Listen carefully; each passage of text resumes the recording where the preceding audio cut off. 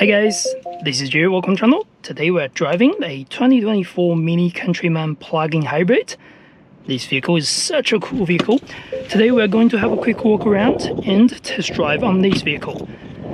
From outside, this looks like just a small to medium-sized SUV shape. It's got a very cool looking design around the vehicle. So this is the biggest Mini that's available at the moment until the new one comes in. This is based on the standard Mini Countryman, but this vehicle is the plug-in hybrid. That means it's got all four-wheel, all-wheel drive drivetrain with a EV battery. From outside, this one is a very shiny green finish, and we got a lot of sort of black contrast, black logo print, and this particular logo means this is the plug-in hybrid version. If you're looking to purchase one of these, I would highly recommend East Auckland MINI Garage if you're in Auckland, New Zealand. On the side, we have Mini Yours, small badge over here. At the front, another Mini logo, that means it's plug-in hybrid. We've got the Mini contrast going through the lines. Full LED headlights at the front as well, plus black grills and some fog lights underneath. So everything on this car looks quite premium. We also got black roof and a sunroof on the top. We have also standard black wing cover and black roof rails. So yeah, looks quite classy. On the side, we have 90-inch wheels on this particular variant, and we have Continental tires equipped. So it makes the vehicle looks quite tall overall, but it's still a very boxy shape with a lot of round design and everything. Opening the tailgate. On this particular PHEV drivetrain, we have 405 liters boot space. That's a little bit smaller than the standard petrol version, as the battery pack sits right underneath. In terms of charging, we have the charge port located on the passenger side and just supports Type 2 standard plug-in. To charge this vehicle, standard home charge will be overnight, so pretty standard across the vehicle. Power tailgate, that's also available. Petrol tank is on the driver's side. Opening the back, we have full Napa leather seats. The seats itself is very premium. So this being my sitting position at the front, about 178 centimeters tall. I've got good amount of legroom, good amount of footroom. The footroom is really good. Headroom is okay, just a little bit touch on the top. So overall, okay in terms of size. The window itself is square. The seating position is quite high up. In the center, we don't get armrest, but we do get air vents and 2 USB-C charging. So overall sitting position is okay if you're gonna fit 2 people at the back. If you fit 3, the sitting position is a little bit awkward to step in, just like that. So yeah, it sits quite straight up and my head is touching the sunroof overall. So 4 people is probably the recommended usage on this particular vehicle. Anyway, let's talk about business. Look at the front cabin. So full Napa leather seats again. Let's step in. So first thing we have found, very nice premium leather finish steering with quick buttons on the right and quick buttons on the left of your cruise control. Indicator and windscreen wiper stock are just like other Minis, so no issue at all. At the front, we have a display panel that shows your basic information about the EV charging, about your driving information. On the left, that's your boost, whether you're charging or giving power, so to speak. We also have a small heads-up display. That's a pop-up screen heads-up display. Looks okay, you can definitely see the information. It's not so premium overall. In the center, we have 8.8-inch display that's control your navigation, reverse camera, which is available just like that. Parking sensors are available as well. Nice thing is, I really like all the approach from BMW or Minis. You always have these controls over here, so you get the physical buttons. If you need to do anything, it's all easy touch with your hands instead of taking your eyes off the road. Some quick buttons under here, some quick buttons on the top. Underneath, this is all traditional information. Air conditioning, which is an auto and 2-zone by the way, and quick buttons for start button, stop button, which is traditional on all Mini cars. Cup holder, USB charging, 12-volt sockets, more storage over here, center console storage and storage are okay. And that's pretty much it. Let's go for a drive, see how that goes.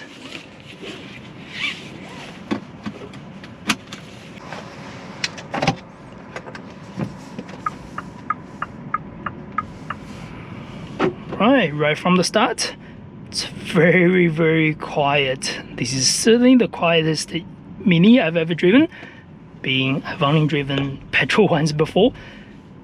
Very smooth from the start and go, as you can imagine, using the EV motor. Since we have started, let's quickly talk about eDrive mode. So there are two different modes that you can select. One is the drive mode, one is the eDrive. Let's go to the eDrive first. Under the eDrive, you're able to shift between the top one, which is currently at max eDrive, which is basically your pure EV mode. As long as you have charge left on the EV battery, you are able to drive under this mode. That means you can drive this like an electric car. Just like that. EV boost, very simple. Next, we can push it down to auto eDrive mode. This mode means it's going to try to utilize the EV mode as much as it can, but if the EV mode charge is low, or if you need the maximum amount of power, things like that, it will kick in the petrol motor or petrol mode. So combined, you are getting the hybrid power using two motors. Next, we can go all the way to the save mode. Under the save mode, it's pretty much just gonna get rid of the EV motor. It's gonna use only petrol motor. Under this mode, it's gonna save you some battery. That means when you need the charge, you are able to use that again. You can hear the engines roaring again, so you can feel the engine power, all that things. For this particular drive, let's quickly go back to the auto eDrive, just so we can get a really good performance and also the consumption on each of the mode. Apart from the eDrive mode, you are able to go to Sport, which is give you a better throttle handling and also throttle response on particular vehicle. And then you can go mid, which is just standard, balanced, nothing special. And then you can go to the green, which is the bottom one. That's gonna give you the best economy, but slow response on pedal and things like that. So totally up to you whether you want to choose any of that while you drive. These are two total separate modes if you want to combine those. Anyway, let's boost. That's quick. We need to stop over here.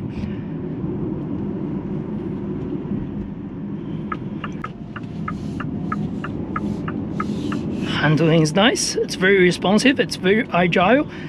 In terms of power output, these combining gets 162 kilowatts of power on both EV and petrol, and 385 Nm torque.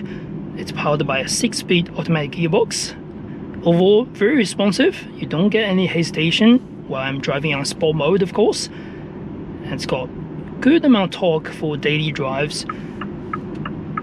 And even under the pure EV or pure petrol mode, still feels fairly responsive. And in terms of handling, really solid handling. This is all-wheel drive, but most of the torque and traction are concentrating on the front. That means it's very easy to turn, it's very responsive around any corners, things like that. Obviously, this particular all-wheel drive system is not going to take you off-road, it's more helping the daily traction. In terms of EV, this vehicle has got about 40 to 45 kilometers driving range on pure electric, which is quite good for daily drive if you are having a short commute during the day, things like that. Let's hope we can do a boost around this area. Let's see how that goes as we pass the speed sign.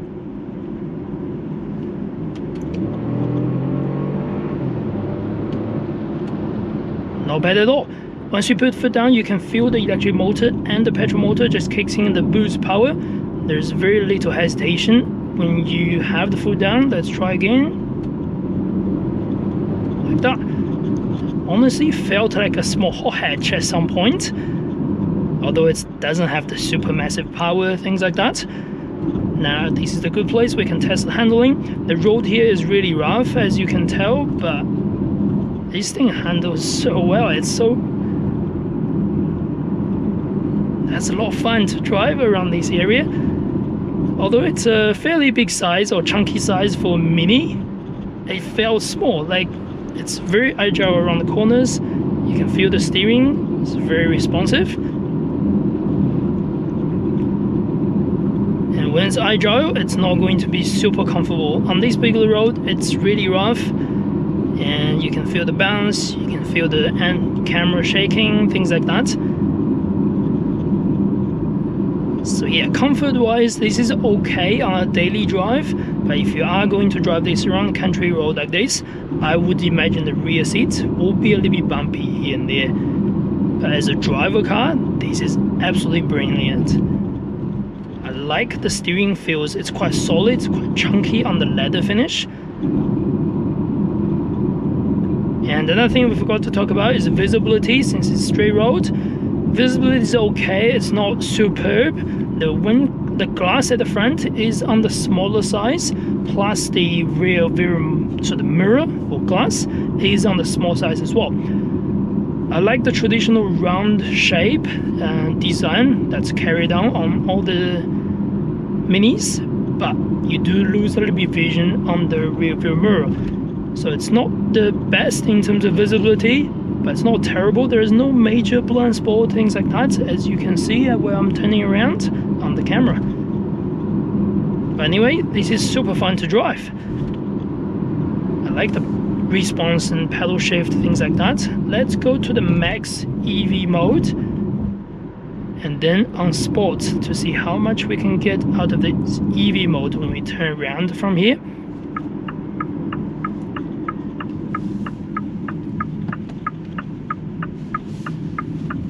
Look at the handling, it's nice. There's a very minimal body roll on this car. It's boost. Yeah, on the EV, it's not as powerful as the combined motor. Of course, let's go auto again. So there's no one behind us. Let's do from 25. 1, 2, 3.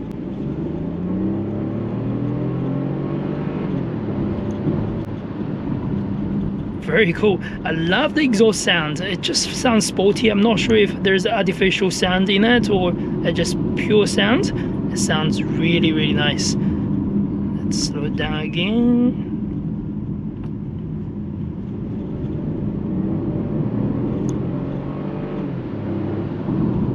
Very cool. I love it. If you want to overtake someone like on this country road, it's that easy. The power itself is pretty good. Very smooth overall. There's not much hesitation or not much delay once you put the foot down, and the pedal is responsive. Let's try the pedal response. Look at that, super responsive. I love how just the vehicle transmission and handling, they're constantly talking to you, they're constantly listening to your pedal reaction. Let's go around this corner here. Such a cool car to drive. I'm sorry I'm going a little bit over speed limit. I do apologize. This is not recommended to do, of course, but it's fine. It's just putting a smile on my face.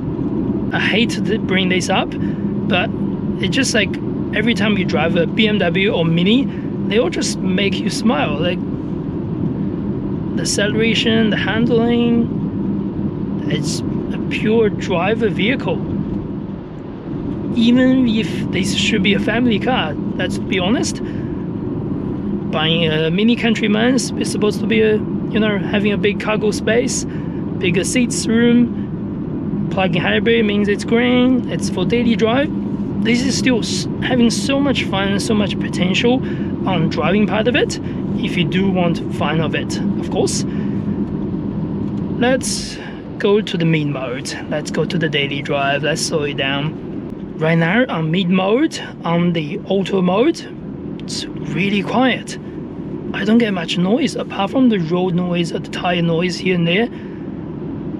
There's not much wind noise. You can hear the cars running through a little bit. That's pretty much it. And if we go into not the save mode, sorry, go into the maxed E mode, it's pretty much shutting down the petrol motor. Yeah, we don't get anything. Let's quickly test run here. Look how smooth that is. The indicator sounds particularly really loud under this mode.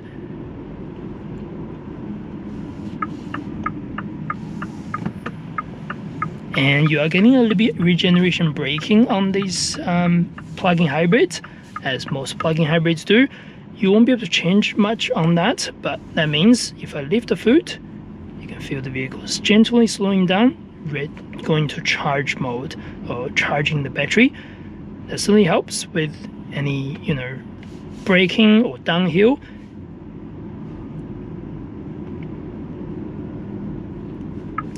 Under low speed, you are going to get a little bit whining noise on this particular drivetrain, as this is the pure EV, mode, and EV motor would give you a small whining noise. It's not terrible, you can hear it, but it's totally acceptable.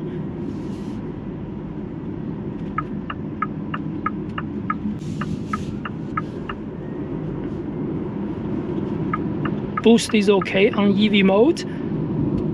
It's not the super most responsive compared to the petrol motor.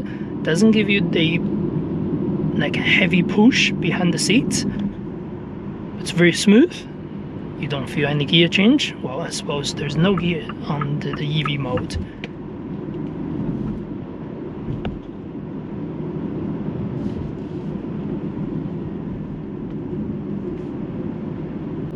And it doesn't feel that bumpy at all on this particular surface. And on some of the part of the surface, it feels a little bit bumpy here and there, being such a good handling vehicle, but it's totally acceptable for what it is, for what it drives.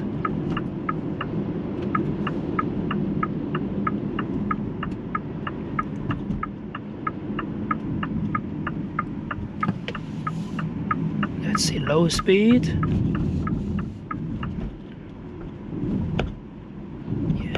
Definitely feel the bumps on this vehicle, as we can tell, and it's got a fairly large wheel as well.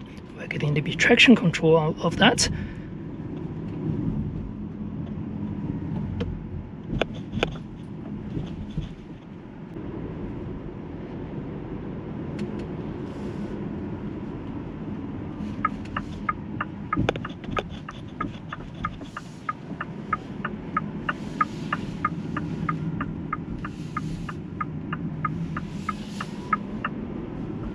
Again, just smooth EV driving, very relaxing to be fair. I like the seats hugs me really well. Being a Napa leather seat, the whole support and the cushion feels very premium. Steering feels very premium, I love that. The only small thing I find a little bit hard to read on the heads-up display. I'm still trying to find my best sort of position or adjustments on the heads-up display.